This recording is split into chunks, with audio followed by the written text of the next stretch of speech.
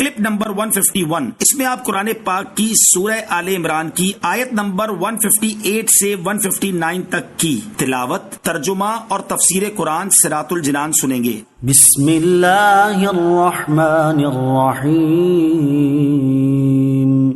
ترجمہ، اللہ کے نام سے شروع جو نہایت مہربان رحمت والا ہے۔ وَلَئِن مُتُّمْ أَوْ قُتِلْتُمْ لَإِلَى اللَّهِ تُحْشَرُونَ۔ ترجمہ، اور اگر تم مر جاؤ یا مارے جاؤ، بہرحال تمہیں اللہ کی بارگاہ میں جمع کیا جائے گا۔ وَلَئِن مُتُّمْ، اور اگر تم مر جاؤ۔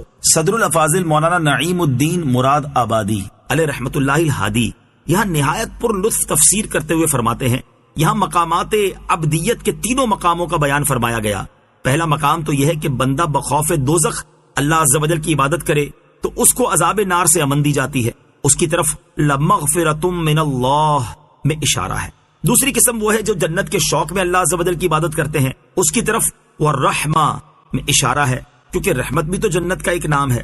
تیسری قسم وہ مخلص بندے ہیں جو عشق الہی اور اس کی ذات پاک کی محبت میں اس کی عبادت کرتے ہیں، اور ان کا مقصود اس کی ذات کے سوا اور کچھ نہیں ہے۔ انہیں حق سبحانہ و تعالی اپنے دائرہ کرامت میں اپنی تجلی سے نوازے گا، اس کی طرف لَإِلَى اللَّهِ تُحْشَرُونَ میں اشارہ ہے۔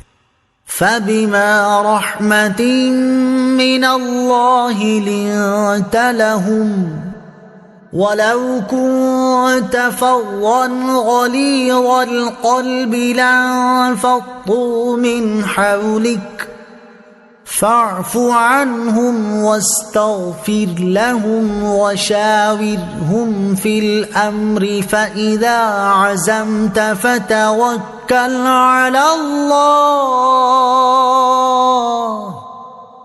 إِنَّ اللَّهَ يُحِبُّ الْمُتَوَكِّلِينَ۔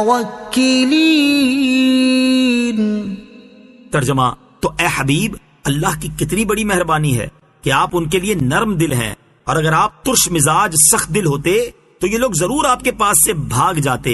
تو آپ ان کو معاف فرماتے رہو اور ان کی مغفرت کی دعا کرتے رہو اور کاموں میں ان سے مشورہ لیتے رہو۔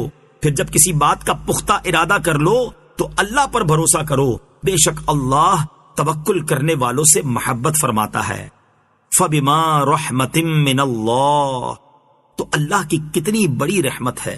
اس آیت میں رسول اکرم صلی اللہ تعالی علیہ وسلم کے اخلاق کریمہ کا بیان کیا جا رہا ہے۔ چنانچہ ارشاد فرمایا کہ اے حبیب صلی اللہ تعالی علیہ وسلم، اللہ تعالیٰ کی آپ پر کتنی بڑی رحمت ہے کہ اس نے آپ صلی اللہ تعالی علیہ وسلم کو نرم دل، شفیق اور رحیم و کریم بنایا، اور آپ صلی اللہ تعالی علیہ وسلم کے مزاج میں اس درجہ لطف و کرم اور شفقت و رحمت پیدا فرمائی کہ غزوہ احد جیسے موقع پر آپ علیہ الصلوۃ والسلام نے غضب کا اظہار نہ فرمایا، حالانکہ آپ کو اس دن کس قدر اذیت و تکلیف پہنچی تھی۔ اور اگر آپ صلی اللہ تعالی علیہ وسلم سخت مزاج ہوتے اور میل برتاؤ میں سختی سے کام لیتے تو یہ لوگ آپ علیہ الصلوۃ والسلام سے دور ہو جاتے۔ تو اے حبیب، آپ ان کی غلطیوں کو معاف کر دیں اور ان کے لیے دعائے مغفرت فرما دیں، تاکہ آپ صلی اللہ تعالی علیہ وسلم کی سفارش پر اللہ تعالیٰ بھی انہیں معاف فرما دے۔ وَشَاوِرْهُمْ فِي الْأَمْرِ، اور کاموں میں ان سے مشورہ لیتے رہو، یعنی اہم کاموں میں ان سے مشورہ بھی لیتے رہیں، کیونکہ اس میں ان کی دلداری بھی ہے اور عزت افزائی بھی، اور یہ فائدہ بھی کہ مشورہ سنت ہو جائے گا اور آئندہ امت اس سے نفع اٹھاتی رہے گی۔ پھر جب مشورے کے بعد آپ کسی بات کا پختہ ارادہ کر لیں تو اپنے کام کو پورا کرنے میں اللہ تعالیٰ پر بھروسہ کریں، بے شک اللہ تعالیٰ توکل کرنے والوں سے محبت فرماتا ہے اور ان کی مدد فرماتا ہے، اور انہیں اس چیز کی طرف ہدایت دیتا ہے جو ان کے لیے بہتر ہو۔ مشورہ اور توکل کے معنی اور توکل کی ترغیب۔ مشورہ کے معنی ہے کسی معاملے میں دوسرے کی رائے دریافت کرنا۔ مشورہ لینے کے ساتھ اللہ تعالیٰ نے یہ بھی فرما دیا کہ مشورے کے بعد جب آپ علیہ الصلوۃ والسلام کسی چیز کا پختہ ارادہ کر لیں تو اسی پر عمل کریں اور اللہ عز و جل پر توکل کریں۔ توکل کے معنی ہے اللہ تبارک و تعالیٰ پر اعتماد کرنا اور کاموں کو اس کے سپرد کر دینا۔ مقصود یہ ہے کہ بندے کا اعتماد تمام کاموں میں اللہ عز و جل پر ہونا چاہیے، صرف اسباب پر نظر نہ رکھے۔ حضرت عمران بن حسین رضی اللہ تعالیٰ عنہ سے روایت ہے، حضور پرنور صلی اللہ تعالی علیہ وسلم نے ارشاد فرمایا، جو اللہ عز و جل پر بھروسہ کرے تو ہر مشکل میں اللہ تعالیٰ اسے کافی ہوگا اور اسے وہاں سے رزق دے گا جہاں اس کا گمان بھی نہ ہو، اور جو دنیا پر بھروسہ کرے تو اللہ تعالیٰ اسے دنیا کے سپرد فرما دیتا ہے۔